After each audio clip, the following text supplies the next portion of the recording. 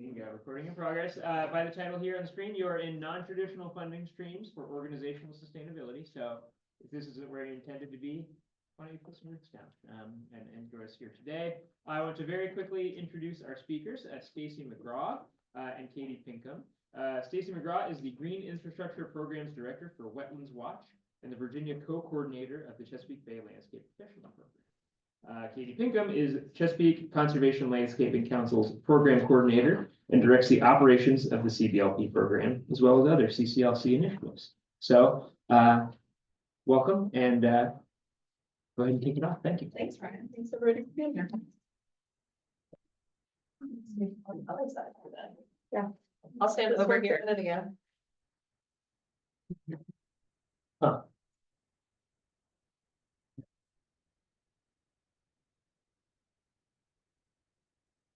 One second. Maybe if you like hit OK. Yeah, I'm gonna try Is that not what else? There we go. Okay.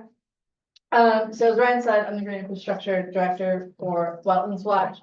But I also coordinate CBLP program in Virginia, and in just a few slides that'll all become very clear. As the Green Infrastructure Director, I'm overseeing all of our program funding, program development and implementation, a couple of staff members. And the way Wetlands Watch works, we only have 7 staff, and we have primary people on each type of work that we do, and then we have support. So sometimes I'm managing one person, which is just me, and sometimes it's 5 out of the 7. So it's really variable. And then because my background beyond the current work is as an executive director for a nonprofit, I also help with organizational strategic planning. And as Ryan said, I'm Katie Pinkham. I'm the program coordinator of the Chesapeake Conservation Landscaping Council.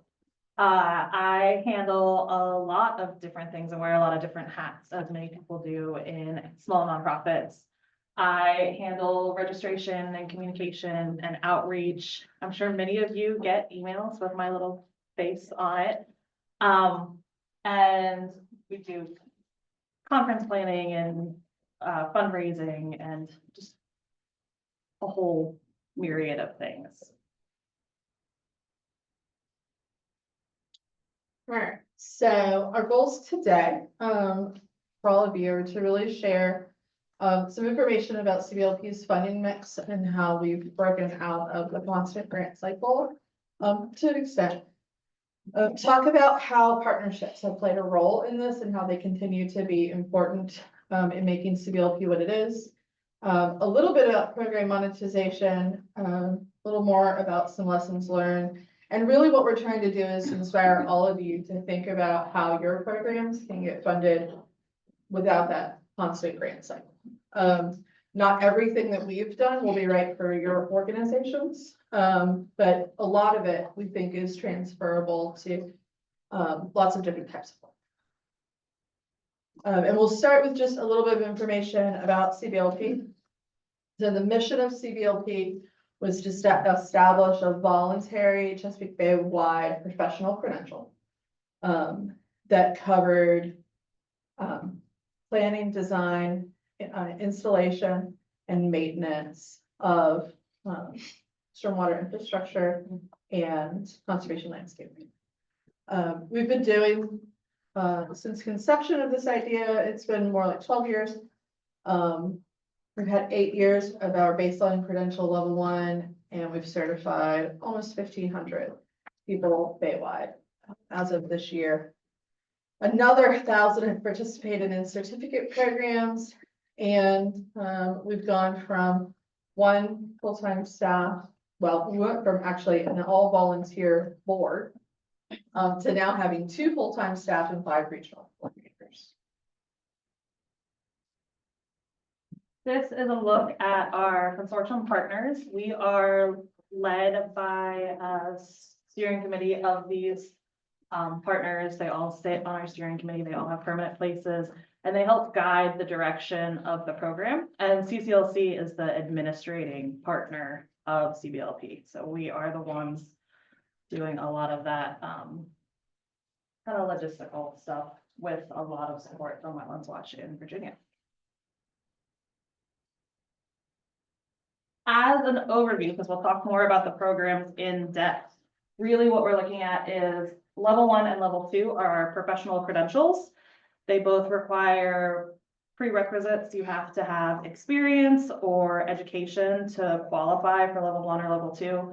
And you need to pass an exam at the end to earn the credential. You also have to maintain your credential with continuing education and fees, which is different from our certificate programs, which are, you learn them in one or a couple sessions, and then you have them, and that's your knowledge to keep. You don't need prerequisites, and there is no exam.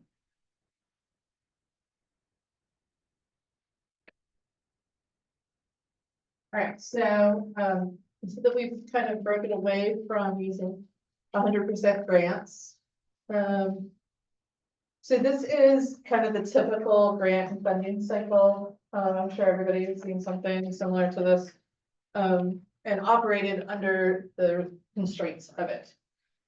So it works really well for certain types of projects. So if you have really discrete project goals, you have discrete timelines, clear start and stop point.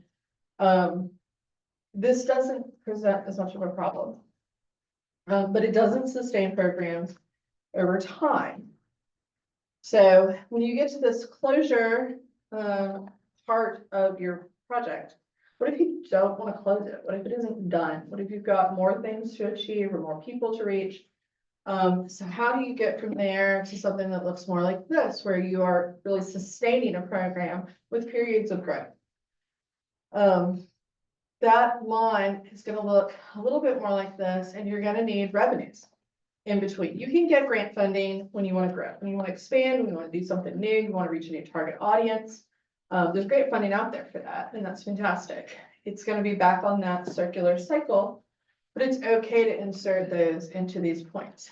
Between there is where a lot of organizations struggle to find those funds that are going to sustain both staffing and program needs. So that's hopefully what we're going to convey today, is how we can establish some of those reliable funding mechanisms. So while it has taken us a little bit of time to get here, this is what the funding mix looks like for CBLP. You can see that we still have, and will always have, screen some grant incomes.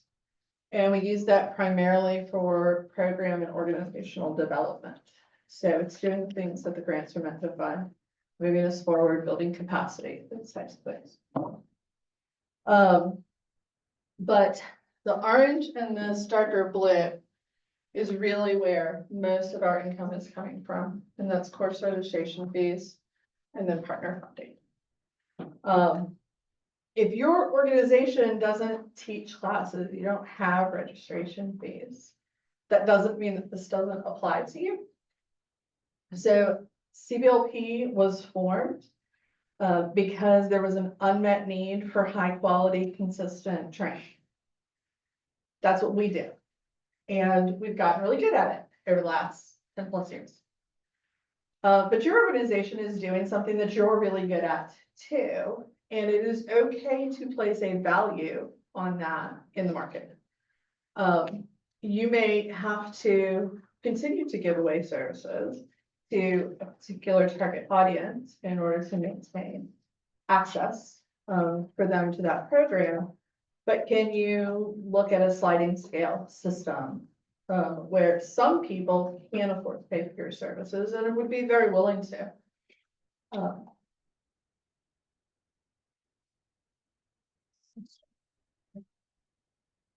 So the story of our funding and how we got there is really a product of how the program was started. You want to take the question now, or do you want to? Oh, yeah, just take a question. I'm curious about the previous slide.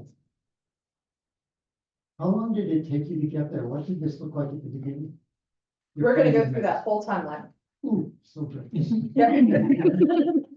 That is what our presentation is the story of how we got from 100% grant funding to this mess.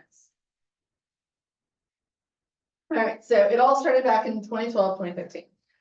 And the story of CBLP and our funding strategy is also a story of partnership building. Right from the beginning, CBLP was intended to be self-sustaining. That was from, the people who first had the idea, and through those early stages of development, it was just repeated mantra that it needed to be self-sustaining. Because this type of program needs to endure when grant funds are scarce. When political will isn't there to fund this type of thing. Or the credential itself can lose meaning over time. All right, so in 2012, 2013, we had Wetlands Watch in Virginia, researching contractor training needs with some money from the Hampton Roads Planning District Commission. And in Maryland, CCLC was thinking about developing a conservation landscape certification. They'd already called it CBLP. And we went to, no, I jumped too far.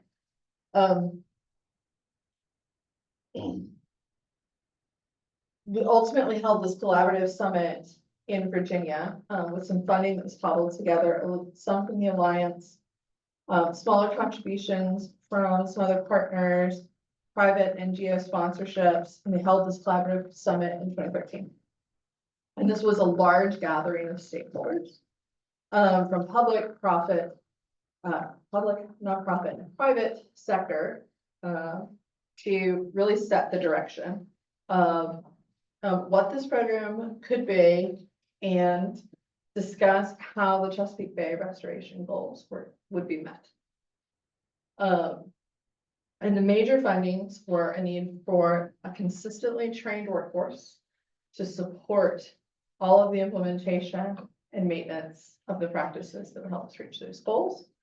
And to build a community of practice built on the model of collective impact.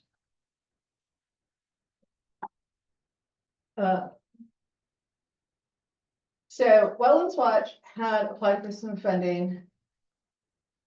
CCLC had applied for some funding. They told us no. Just okay. And they said join forces, do something that's Bay-wide, make this a larger, more impactful program, and we'll find some funding for you. So coming out of that collaborative summit, we did just that. We joined forces, we applied for a grant through NIFWF. Other funders came on board to help us meet the match for the NIFWF grant. And then we started holding open forums in Virginia and Maryland. And this was just a series of meetings where a larger group of stakeholders than what we had pulled together for the summit were pulled together in these smaller group discussions. And we said, what do you want this program to be? And how do you want to be involved in it? So it created a sense of shared ownership where they had made a program that served their needs as much as we made a program that served ours. And made sure that we were meeting the needs of all of these different types of stakeholders. So it wasn't just we're going to meet our nonprofit partners' needs, or we're going to meet the private industry's needs. This became something that everybody could benefit from.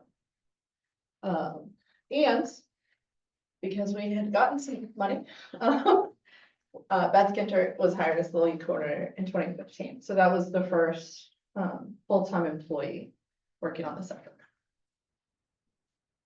After we had talked to our stakeholders and figured out what the needs were, the next step was to determine the learning objectives and the content and the materials that we wanted to teach with for the program. And we did that again with our partners. In early 2016, we put together two groups of technical advisors, and they collaborated to draft those objectives, which were learning objectives, which were really quite long in the beginning. They reviewed existing literature and they recommended the key resources. And in doing that, they found a critical gap in the resources, which was the absence of a comprehensive maintenance manual.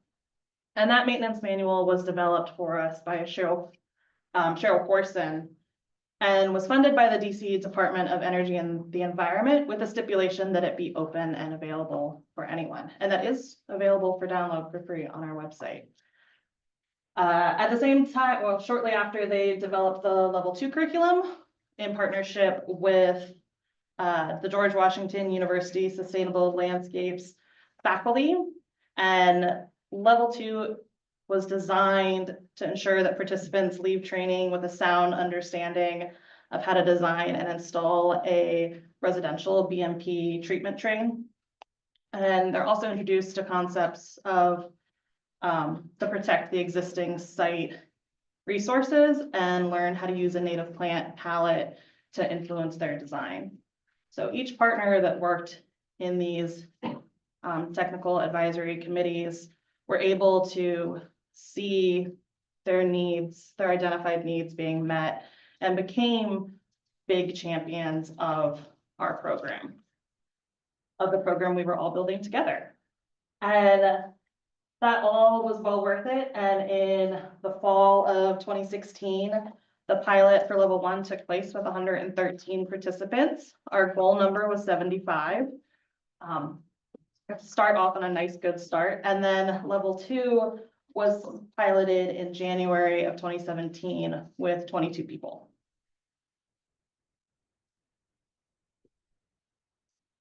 Okay.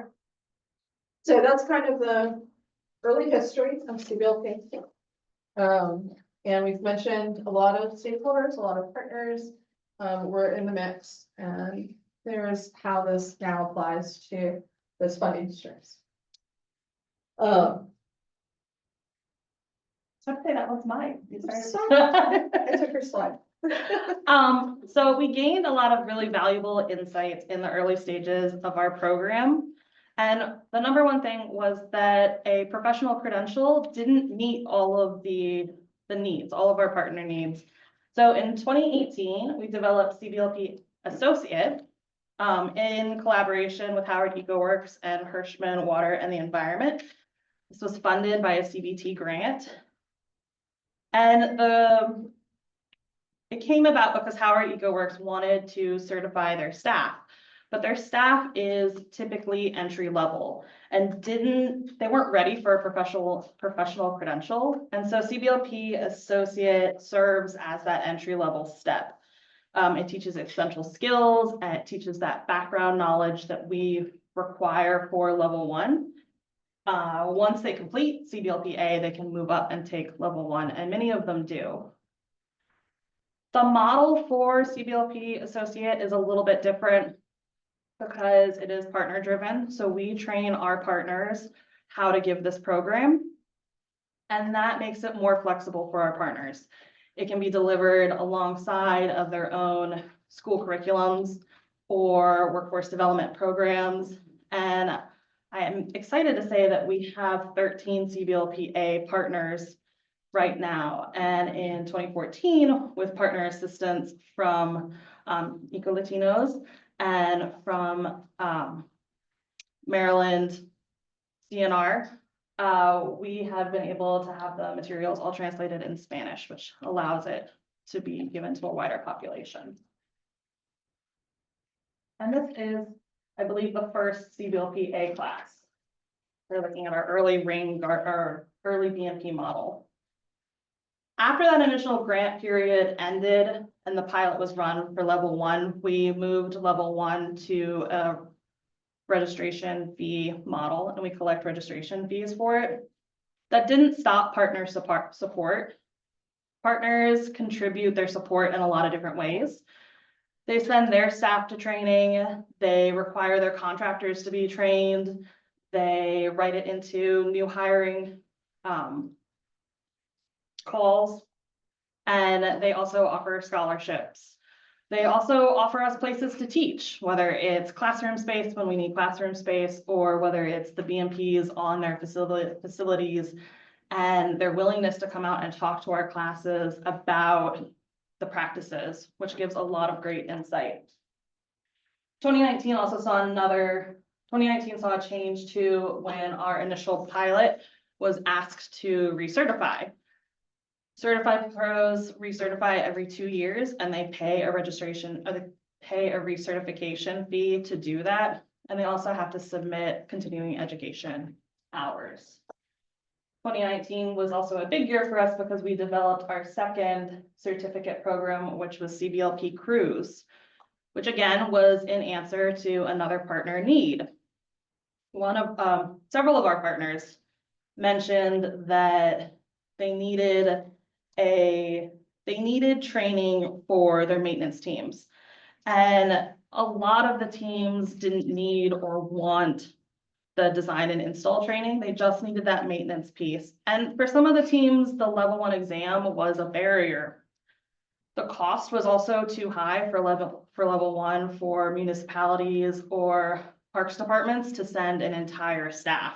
So Cruise answered that, and it's a bridge between traditional landscaping skills and the specialized skills needed to maintain BMPs. It also works as a foundation for level 1 to put you at that professional credential ability. Cruise was piloted with funds from Maryland, DNR in Maryland, and RISE funding in Virginia. And there was a little bit of a gap in Cruise training because we didn't teach it in 2020. We knew that the program shouldn't be taught online. Cruise is taught almost entirely outside. It is on the ground, it is hands-on. And it's one of my favorite classes too. And this is from the pilot of Cruise.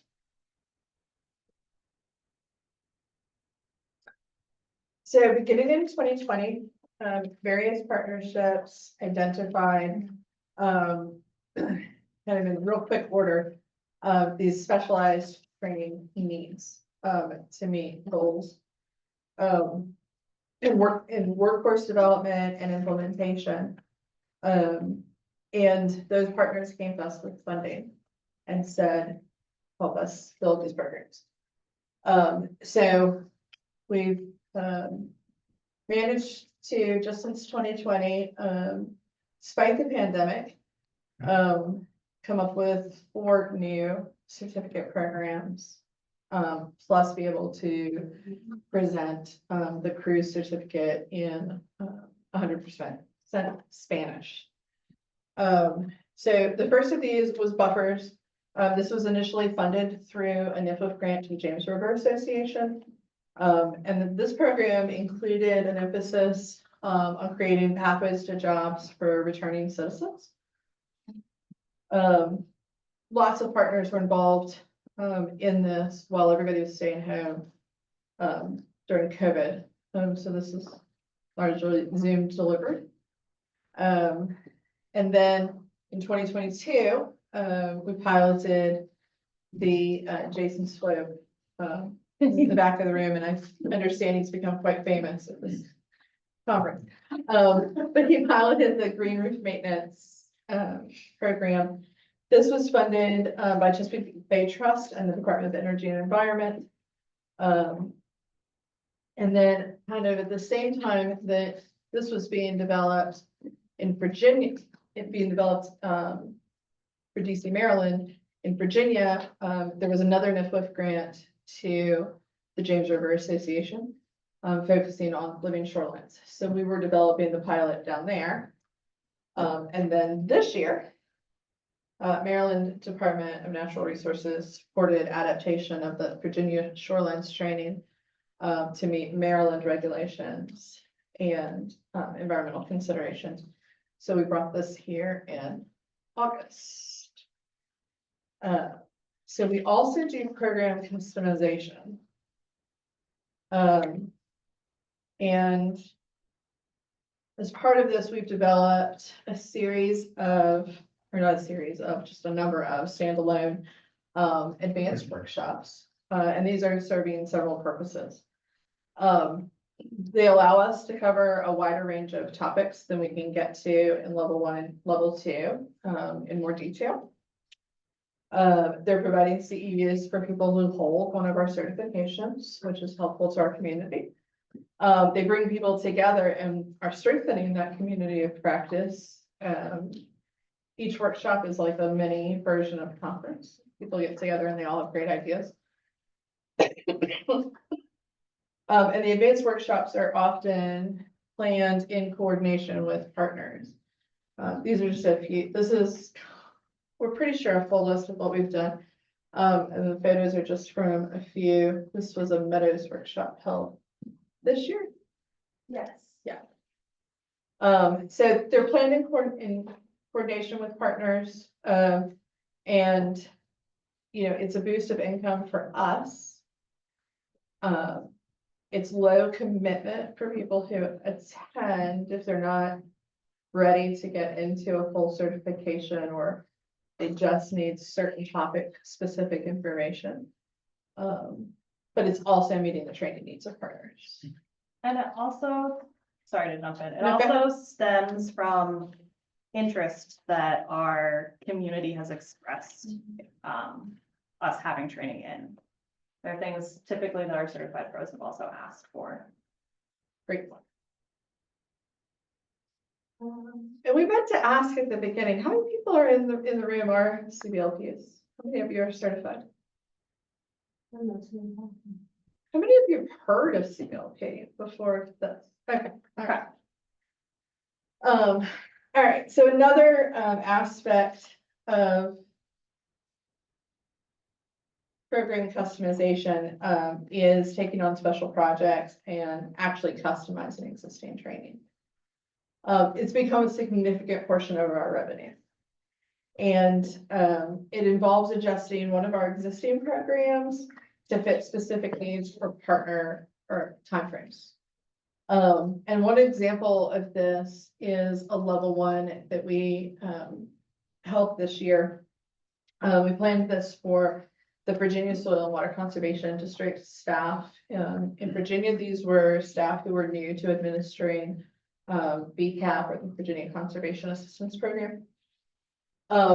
And so they cost share specific types of practices to residents and businesses in their service area. And like they have their own site visit and inspection forms and certain specs that they have to meet with their practices. So we worked with leaders from the Association for the Soil and Water Conservation Districts to refine our level 1 materials or substitute out some of their forms and specs for what we would normally teach, while still providing that fundamental information that all level 1 classes have. So it's really best of both worlds for them. Another example of this is last year we partnered with the Maryland Department of the Environment to participate in the Smart Salting Enhanced Winter Maintenance Training. I want to make sure I got that right. Which is a program that they have developed. And again, Jason helped with field day. This is them calibrating equipment for applying ice melters.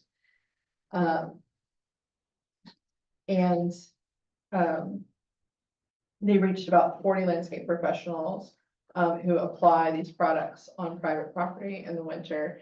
And the goal is to reduce environmental impacts through proper application methods and rates. So these types of projects allow us to engage with more audiences who aren't necessarily looking for the traditional training that we provide through level 1 or level 2. But by building on the core materials that we've already developed, we kind of minimize the effort needed to get these programs launched for our partners. And it is more efficient and cost effective than starting from scratch every time a training program is needed, both for us and for our partners. One last thing about, partnerships, and then turn it over to Katie to close this out. So while partner funding has been critical to sustaining and growing CBLP, our partnerships go far beyond just income generating activities. I don't want anybody to leave here thinking that we look at partners as cash cows. That is certainly not the case now, nor has it ever been. We look at partners as they're helping us, we're helping them, this is mutually beneficial. And CBLP is founded on and through partnerships. This was always going to be the way that this program worked. We don't really even say that CBLP is ours.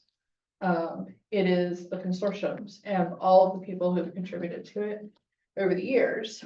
And that shared ownership and collaboration have been the keys to this program's success, both in getting almost 1,500 people certified and in consistently having funding to keep the program going.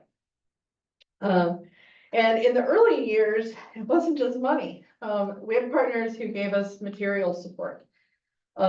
Maryland Sea Grant contributed to marketing and outreach efforts. They provided things as basic as printing and office supplies to help get this program off the ground. Anne Arundel Watershed Stewards Academy also assisted with promotion, and they supplied a laptop. The Virginia Department of Game and Inland Fisheries, now Department of Wildlife Recreation, organized workshops for certified pros to earn CEUs and allowed CBLP to collect the registration fees. So there have been both big and small helps along the way that have led to this. And then and now we strive to make these partnerships continue to be beneficial to all parties, and for us to be good citizens in this community of practice that we've built. And we remain dedicated to those founding principles of collective impact. Lastly, lessons learned. Number one, when you're working with a lot of partners, is MOUs are really important. It's really important to know what you're delivering to your partners, what your partners are putting in. Having that clear language that everyone can look at, everyone's reviewed, is really important. Secondly, surveys are key because we are building programs through piloting and running them. We want to know what our participants think of them. Are they getting out of them what our partners need them to get out of them? Are they learning the right things? Are they engaged? These are all kind of questions we ask in our surveys. We've also now gotten better at, we've added demographic research to our surveys so we can see the community that we're impacting. We can get kind of an idea of what that scope, whether it's geographically, whether it's what type of job people have. As Stacie touched on, partnerships offer resources besides money. And we had a conversation about whether we were going to add all of our partners to this slide.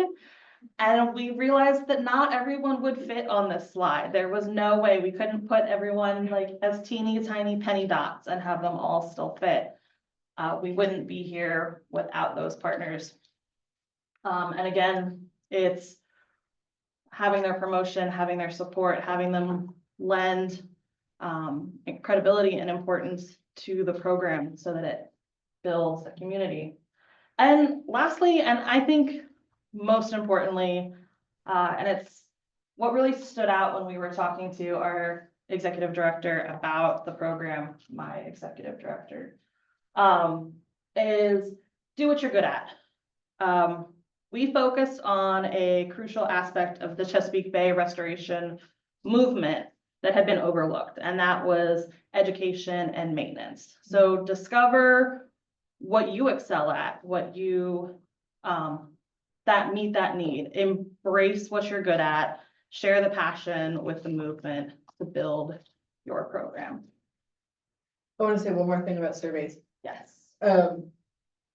We do surveys like nobody I've ever seen. I used to, like, previous positions I've had, we put out a survey, we got like 5 or 6 people to answer. We felt really good about ourselves. CBLP has this great response rate, like really, really good response rates. I think the last survey I was involved in, it was higher than 50% responses. And we send out surveys to all the people who are involved. We have some method of feedback from everybody who is involved in the training. So we get feedback from instructors, we get feedback from participants, and then we have wrap-up meetings with the partners who engaged us to do this training in the first place. So that we are able to measure ourselves and make sure that we have met goals of everybody involved every single time we do a training. And I don't mean every time we do a new training, every single training has a survey at the end to make sure that we continue to serve this community. And if you take one of our trainings, which I hope you will join us for training, please fill out your post-class Yes. survey. Yes. I will send you multiple emails to remind you to do it. So, important piece. And all of the refinement that comes after those initial pilots is driven by the information that we get back from these surveys. So if you're not just filling out a form and then it like never gets looked at, we sit with those survey results for long hours. And how can we make everybody happy? Even, you know, the small things from like the coffee got cold in the afternoon. Yeah. How do you get such high response rates? We look really critically at when we give them. So we found cruise, I think, is a good example, also in it. We found that we had a hard time getting a electronic follow-up in a survey form from our cruise participants. Partly the class is taught out in the field, and then partly because we don't even always have emails for all the participants. A lot of the guys don't know that they're showing up at training until they get in the truck that morning and get driven there. So we started doing paper, we went back to paper surveys for that, and they have to hand in their survey to get their end of class participation card. And then with level 1, we just started figuring out where we could insert that request more. We also spend a lot of time, I feel like, talking about reminding people that we really do value this, and we use it to change the program. And I think also, in all honesty, genuine excitement in the program. I think that we are really blessed to be building this community with our partners that is really excited about what we do, and they're pretty happy to give us responses. And the people who aren't happy are also really happy to tell us what they didn't like, even if it's things we can't control, like it rained torrentially that day. We shouldn't have a training in July, like those things that we can't control. The big one, every time we've done training in July, somebody says you Too shouldn't hot. have training in July. I shouldn't have training in July, it's too hot. But we can't have it in May, so. Yeah. Any other questions?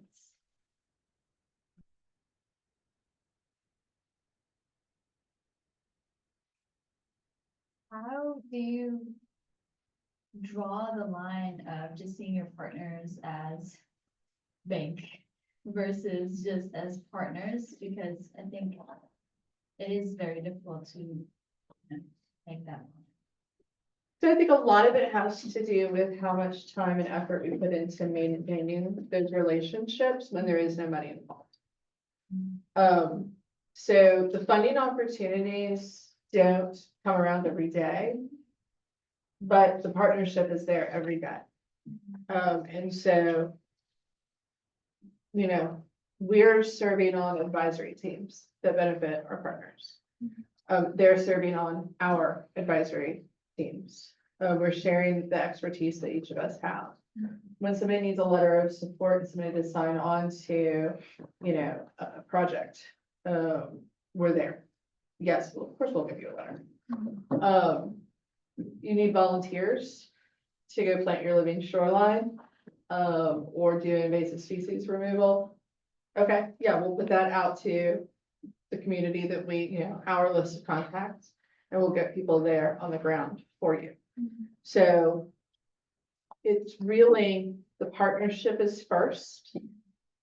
And the relationships lead to the funding opportunities, not the other way around.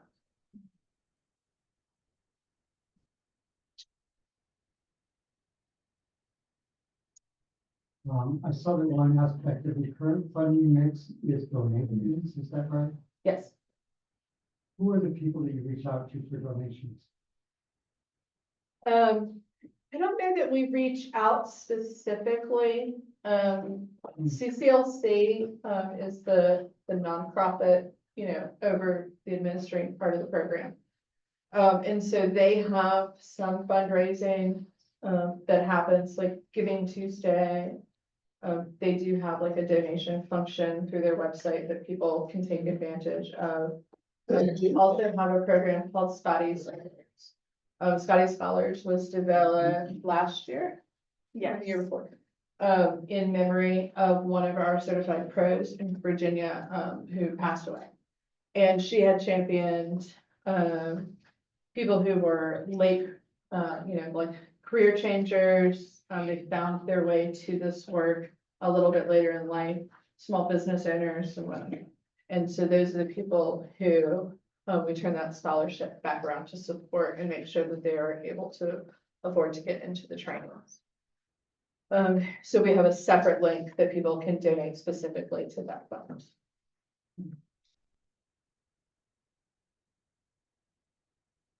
Which is an excellent program too. We've been able to give away 9 level 1 scholarships so far. Yes. Yeah, first off, thank you very much for your presentation. It was fantastic. I think it's great that in the past, you've taken that survey feedback and you've incorporated it to improve your programs. So I was wondering, what recent feedback have you received and you're hoping to implement in the future? Well, that's a good Oh, question. that's a great question.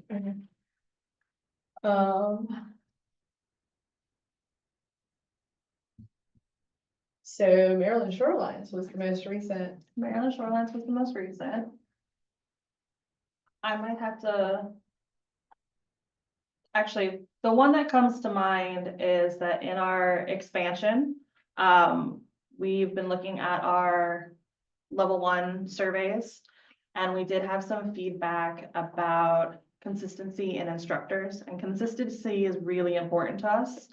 And we have used that feedback not to just change the program necessarily, but to create better tools for our instructors to make sure that we continue to stay consistent in our presentation as we're able to expand further across the watershed and beyond the watershed too. That's the one I can think of. Yeah. Mostly because Shorelines is scary. It's a really big program for me. It is. Stacie worked really hard on Shorelines. Yeah, Shorelines, we were told to hold this class in July again. And it was the 3rd time we run it in Virginia, so the feedback was getting a little bit less, Robust. robust is a good word, yes. So outside of that, because that is a lot to unpack, I recently did a cruise training in Richmond. And this was a group of adults with disabilities who were involved with a workforce program. And they had already been doing maintenance on some stormwater retrofits of the city's libraries. But they needed to be able to do it better. So we went into training, specific skills related to the practices that they developed. And we didn't get any critical feedback. I have a lot of doubt going into this program.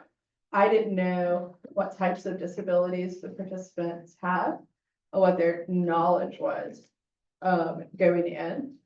And I have never worked with adults with disabilities before, so I had a lot of anxiety going into this training.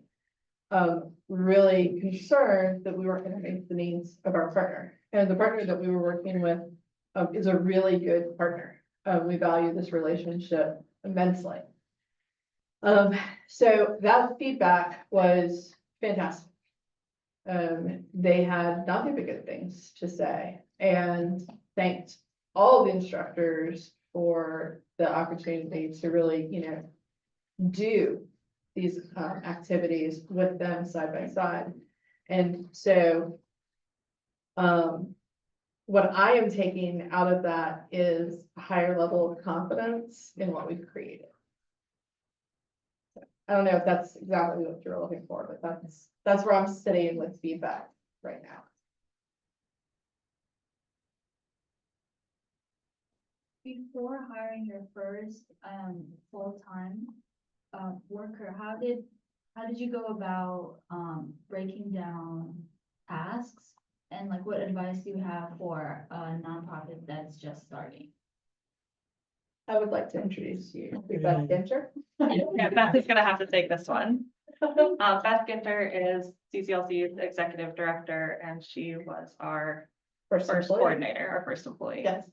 Yeah, so I mean, it was the partner organizations were donating their staff time to do the initial groundwork on this. So Shereen Hughes, who is our other Virginia coordinator that works with Stacie at Wetlands Watch, she was actually working on this in her role at Wetlands Watch. So Wetlands Watch said, you can now spend some of your hours putting together this program. As did CCLC and a number of our board members' organizations. It was a working board and they volunteered their time, both work time and on the side, to get this thing up and running and get the initial grants written. And it wasn't just getting the initial grants written, because it took a couple, it was like the second pass of grants that were successful. And it was those initial grants, it was specifically the NIFWF grant and the Campbell Foundation funding and a few other funders that came in that allowed them to hire me, and then I could just do this. And we definitely would not be here without Beth And Shereen. and Shereen. And all the Definitely, consortium partners. and all the Yeah. consortium partners. Yeah. It's been really amazing to watch so many people put so much love into a project. And share so much information and resources. Started as a partnership of stakeholders without a director, or who's leading the work to get started. Because you only got to hire someone to direct later, right? So how did this happen? Where did it come from? Beth, CCLC and Wetlands Watch, Yeah. with the financial support of, University of Maryland Sea Grant Extension and the Virginia Department of Wildlife Resources. Like, it was the consortium partners that drove it, and Penn State now is also a consortium partner, but we weren't in Pennsylvania until 2017. And there were some, there were other partners who were involved in, like, maybe focused in Maryland and doing lesser things, or focused in Virginia, and they didn't ultimately become consortium partners, but they were there on the ground in those early stages, helping make connections and providing us space and bringing coffee and, all of the things that it takes to get something like this going. The Alliance, was, and has had a permanent part on the CCLC board since the beginning, I think. And other organizations, the Anne Arundel Watershed Stewards Academy in particular, they really played important roles in helping us get this thing moving. And I don't think we can end without, he's not here this week, but, Dave Hirschman. Hopefully a lot of you have heard of him. Has been our lead instructor and really helped define, what CBLP looks like today. And he has been involved in this effort since those open forums back in 2014, 2015. In fact, this isn't a statistic that we like boasted about, but I think it's pretty cool. This was one of our first cohorts of instructors. So Beth and Shereen. And she moved to Massachusetts to be closer to her parents. And I think everybody else is still involved all these years later. Yep. Yeah. And I think that that speaks really to how much people are invested in this, that, you know, you've been doing something for 10 or 12 years and you're not tired of it. It is definitely a community. Yeah. Built on partnerships. Yes. Yeah. So, previously you were speaking about how the demographic that you're engaging has been evolving over the years. Like you've been engaging Spanish speakers and being able to tailor your program to that. As the years have gone on, how have you seen that demographic change in terms of who's signing up for this program? Like, have you seen high school graduates be interested in this as this program has been like more well established and is being advertised? Because a lot of different folks are so interested in this work, and this is like a fantastic program. So I'm sure there's interest coming in from all these different directions. Early on, the program attracted mostly heavily on landscape designers and landscape architects, and leaned very heavily Caucasian. And as we've built out the program more and the awareness of the program, we are getting a lot more contractors in the room. We're very excited to have them. A lot more, I guess local governments came before contractors, I think. And high school graduates not, because you have to have the prerequisites to do level 1. But with being able to implement CBLP-A in more high schools, we are getting to spread that message and that vision to high schoolers. How else has our demographic changed? And the partnerships, I feel like, has helped us reach different demographics and serve different communities. One of our custom trainings was with the Maryland Reentry Resources Center, and we were able to provide what was essentially CBLP-A and crews to their group of, and some specialized BMP maintenance and native plant and invasive care to their group of returning citizens, which was a very different demographic than our other classes reach. Except for buffers in Virginia, who work with State Farm. Yes. To do, so State Farm has incarcerated women, and buffers from the beginning has been intended as a pathway for reentry. That is a good point. Job skills there. And it's taught in the prison in In the State prison. Farm. Yes. With Virginia Cooperative Extension and Department of Correction partners, along with the Department of Forestry. How successful have those programs been in actually leading to employment for those trainees? It's really been too early to tell for the buffers, because I don't think that any of the women have been released yet. It's also hard to track those statistics because there's a lot of rules in place about how you can interact and reach out to people after they have been released. So those numbers are hard to track and follow. In their program with MDRRC, I believe the last cohort, everyone was hired, and 2 of them are working in landscape fields. And it was a pretty small cohort. We had 12 people in the last cohort, 10 people in the last cohort. So it's a pretty small group. And a lot of it's like it's a brand new introduction to them and they get to learn whether they actually want to do that kind of work day to day too. So there's a lot of people that get in there and realize that they really don't like bugs. So I'm looking forward to seeing our workforce development programs grow so we can see that impact a little bit stronger. Yes. So how do you support organizations to build in the same direction that you do? This is a very successful program and it can be done by many partners, right? You would think. Is there any, do you have any policies or plans to sort of project that into the community or other stakeholders and allow them to do similar work? Repeat the last thing you said. To do similar work. As part of our network or on their own? Either way. What is the policy of the organization in terms of supporting other efforts that continue to expand things?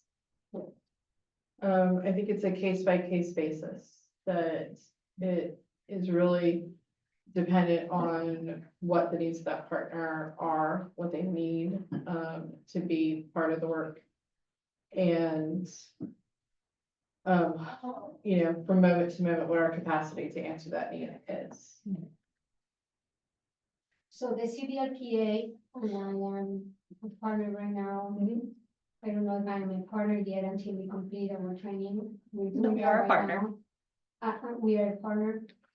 So CBLPA was originally designed for high school, right? No. High school level. No, CBLP was originally developed in partnership with CBLPA. Howard EcoWorks, as an adult, entry level workforce, training. So it was introduced into high schools later in Virginia.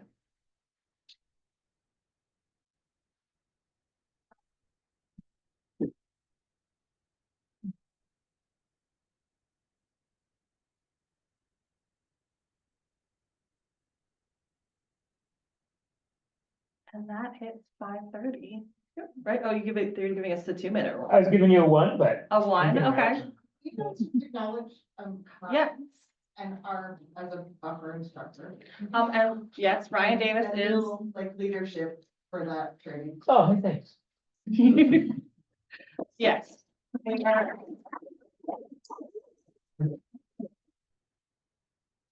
Great. Well, thanks so much.